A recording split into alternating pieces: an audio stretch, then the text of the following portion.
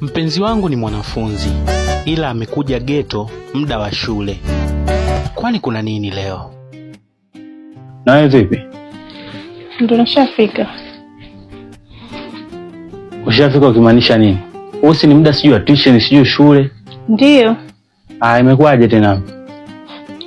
Mimi sitaki kwenda tuition wala shule, sitaki. Kwa nini? Kwa sababu naogopa. Sikuelewi, yani unaogopa nini? Naogopa kwenda shule. Kwa siku zote ambazo wewe unaenda huwa uogopi? Hebu niambie kuna nini? Unajua kuna kitu mimi sikukwambia. Lakini mimi ni mjamzito, so naogopa kwenda shule atanishtukia. Ndio maana nimekuja kuishi na wewe.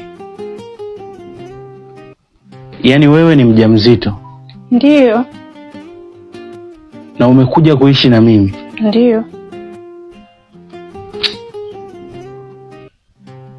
Hivi wewe uko sawa kweli? Sasa unataka mimi nifanyaje? Yaani wewe mjamzito, cha pili ni mwanafunzi, alafu tatu umekuja kuishi na mimi kweli? Uko sawa kiakili kweli? Sasa mimi nataka nifanyaje? Nimeogopa kwenda shule maana watanishtukia. Nyumbani mama akigundua atanipiga, kaka pia atanipiga. Mimi naogopa, ndio maana nimekuja kabla hujagundua chochote. Sikia. Hicho kitu hakiwezekani. Hatuwezi tukaishi pamoja kwa sababu wewe ni mwanafunzi. Sasa unataka mimi nifanyaje? Nenda nyumbani. Nenda nyumbani kufanya nini? Sasa hapo unataka nini? Sasa hapo unataka ukae unafanya nini? Huko nyumbani nenda kufanya nini? Hapa ndio unafanya nini hapa?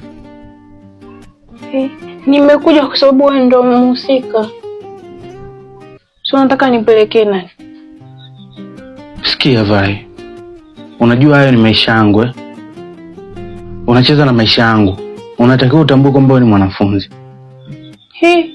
Nacheza na maisha yako?